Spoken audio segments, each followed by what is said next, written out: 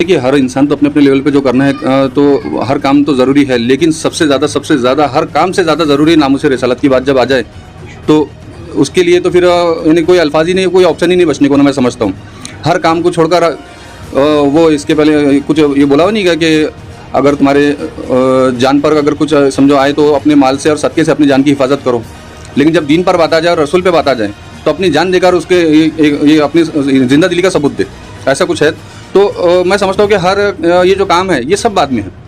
जब नामुस रिसालत की बात आ गई तो नामुस रिसालत पहले और उसके बाद में हर काम। आपने तंजीमें तो कई देखी होंगी, सोशल वर्क के नाम पे कई एनजीओज़ देखी होंगे, लेकिन अकोला शहर की एक ऐसी तंजीम है जो 34 अलग अलग तंजीमों को मिलाकर एक तंजीम बनाई गई है जिसका नाम है यूनाइटेड पावर, और उसके अध्यक्ष इस वक्त हमारे साथ है मिर्ज़ा इमरान बेग साहब। तो आपका हार्दिक स्वागत है सर जी। तो सर, ये तंजीम जो 34 अलग अलग तंजीमों को मिलाकर आपने बनाया है जी, इसका मकसद क्या है? देखिए, इनफरादी तौर पे तो हर कोई अपने अपने लेवल पे काम कर ही रहा है। तो हमने जो तंजीमें हैं 34 तंजीमों को एक साथ मिला के जहाँ पर कहीं काम नहीं हो सकता या कहीं अपन कहीं पर कमज़ोर पड़ रहे हैं, तो हमने ये सोचे कि भाई एक तंजीम अगर कोई मुद्दा उठाती है और वो तंजीम कहीं पर कमज़ोर पड़ती है तो बाकी की तंजीमें उसके सपोर्ट में पीछे खड़े हो जाएंगी।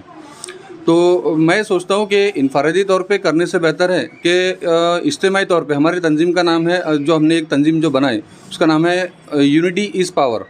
यूनिटी इज़ पावर उसका उर्दू तर्जुमा होता है इत्तेहाद ताकत है, यानी इत्तेहाद में ताकत है।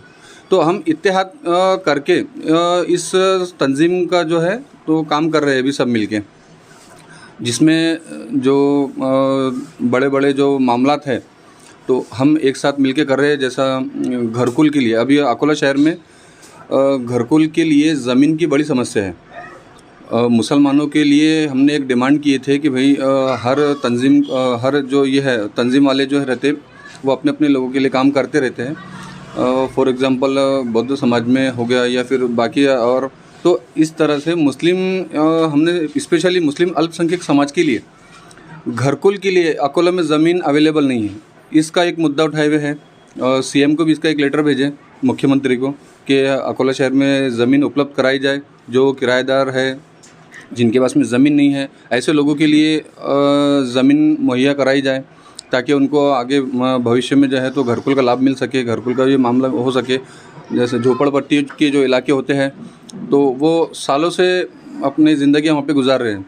इसके पहले आपने देखे होंगे झारखंड में एक मामला हुआ था, वहाँ के झोपड़पट्टी को घरकुल का लाभ भी दिया गया था, लेकिन बाद में उस झोपड़पट्टियों पे किसी कारण बुलडोज़र चला दिया गया था और वहाँ के लोगों को बेघर कर दिया गया था। सभी को पता है, लगभग सोशल मीडिया पे आप देख सकते हैं इस चीज़ को। तो उसकी वजह ये थी कि वहाँ के झोपड़पट्टी वालों को उन्होंने मालिकाना हक नहीं दिए थे, नियमकुल करके नहीं दिए थे उनको। तो हमने ये डिमांड की कि जो अकोला शहर की जो झोपड़पट्टियों में लोग सालों से ज़िंदगी अपनी बसर कर रहे हैं, गुजर कर रहे हैं, तो ऐसे लोगों को वो वहाँ पे घरकुल के लिए उस जगह को नियमकुल करें और उनको मालिकाना हक दे। तो इस तरीके से जो ऐसे जो बड़े बड़े जो मुद्दे हैं तो मैं समझता हूँ कि इनफरादी तौर पे ना करते हुए इज्तिमाई तौर पर इसको किया जाए। इसी तरह अकोला शहर में एक हमारा एक उर्दू इदारा है, उर्दू स्कूल है, मिडिल स्कूल के नाम से मशहूर है वो। तो उसमें ऐसा है कि 1929 में 8 एकड़ ज़मीन दी गई थी उस इदारे को, 1929 में। जी, 1929 से वो स्कूल उर्दू स्कूल शुरू है। अभी ये कंडीशन है कि वो स्कूल बंद होने की कगार पर है, उसकी हालत ख़राब होने की वजह से वहाँ पे एडमिशन नहीं हो रहे। बाकी का फिर जो मामला थे वहाँ के वो भी ठीक नहीं है। आसपास में कुछ लोगों ने कब्ज़े वगैरह करना शुरू कर दिए। तो हमने प्रशासन से ये डिमांड की है कि उर्दू इदारे को फिर से उसमें यानी जो है तो उसके शान शौकत के मुताबिक उसको वापस शुरू किया जाए और उसको रिपेयरिंग किया जाए। और वहाँ पे एडमिशन की जवाबदारी यूनिटीज़ पावर ने ली है कि हम कम से कम एटलीस्ट वहाँ पे 500 एडमिशन हम देंगे उनको, और वहाँ के जो देखरेख में हम इसमें रहेंगे। तो शिक्षण अधिकारी ने और बाकी लोगों ने जो उससे संबंधित अधिकारी ने तो यूनिटीज़ पावर की अपनी बात को, हमारी बात को ये सुने हैं और इस पर उन्होंने एक प्रक्रिया ये रही है। यूनिटीज़ पावर का एक फ़ायदा ये है कि उन्होंने तुरंत ही 10 लाख रुपए उसको सैंक्शन कर दिए उसके रिपेयरिंग के लिए। और वो इस साल जो उनका स्कूल बंद करके उसको तोड़ के वहाँ पे शॉपिंग मॉल बनाने का जो इरादा था तो उन्होंने वो इस साल कैंसिल कर दिया। अगर वहाँ पे एडमिशन बढ़ा के देते हैं हम, तो वो स्कूल इंशाल्लाह हमेशा के लिए कायम रहेंगी। तो इस तरीके से जो ऐसे जो काम हैं, तो इनफरादी तौर पे ना करते हुए इज्तिमाई तौर पे अगर करते हैं तो प्रशासन पे इसका अच्छा खासा असर पड़ेगा। तो इसलिए हमने एक इसका जो है तो ये करे हैं। तो इन 34 तंजीमों में क्या सिर्फ दुनियावी तंजीमें ही हैं या दीनी एतबार से काम करने वाली भी तंजीमें जुड़ी हैं? बिल्कुल बिल्कुल, हमने तो ये काम को अभी शुरुआत किए है।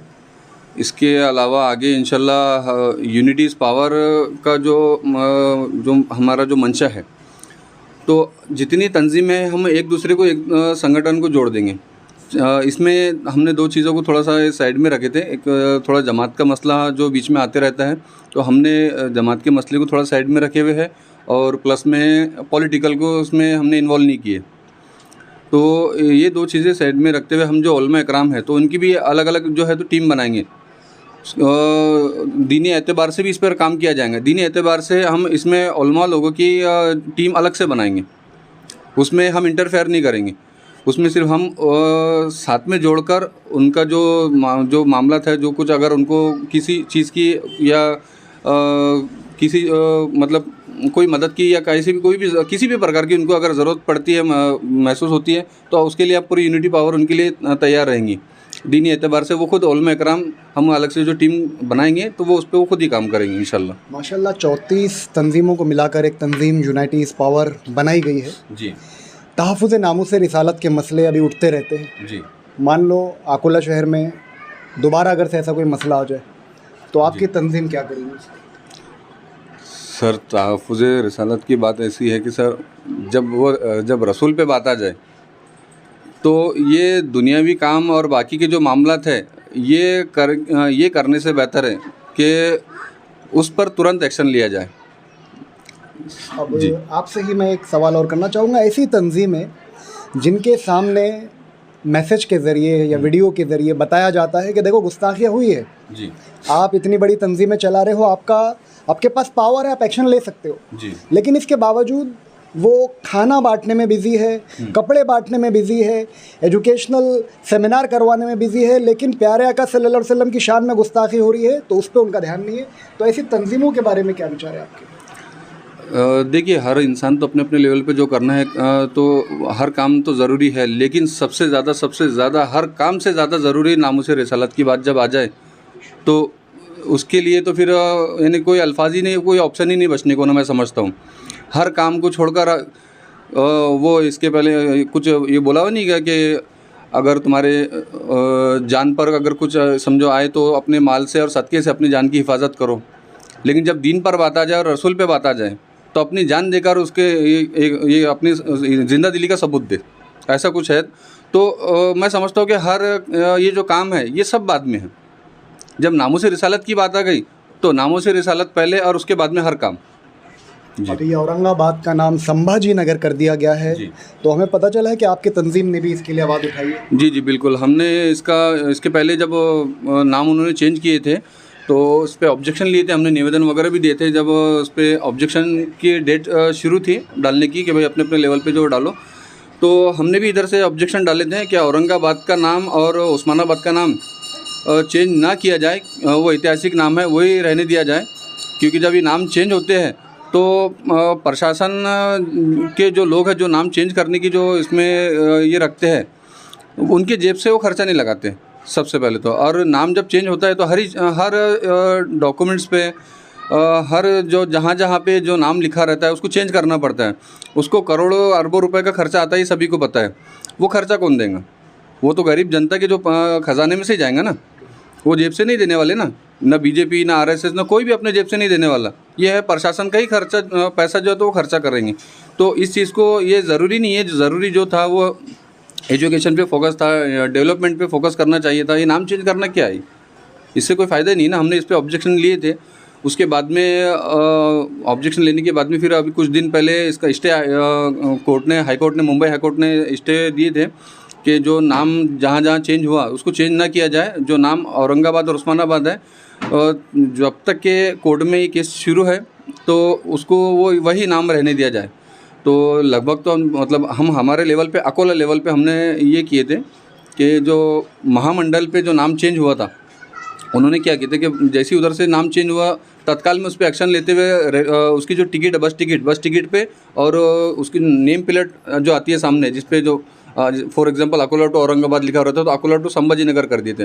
तो हमने उनको ये निवेदन दिए थे जो विभागीय अधिकारी को कि ये तत्काल में जैसा आपने पहले ऑर्डर पे एक्शन लिए थे तो ऐसी हाई कोर्ट का जो ऑर्डर है स्टे ऑर्डर है तो इस पे एक्शन लिया जाए और तत्काल में वो नाम चेंज किया जाए। तो हमने हाल ही में एक निवेदन दिया है विभागीय अधिकारी सिरसाट मैडम को कि जो महामंडल पे जो नाम है अकोला लेवल पे वो उनको नाम हटा के वो इनाम रहने दिया जाए ताकि उसका यानी कंडेम ऑफ कोर्ट ना हो।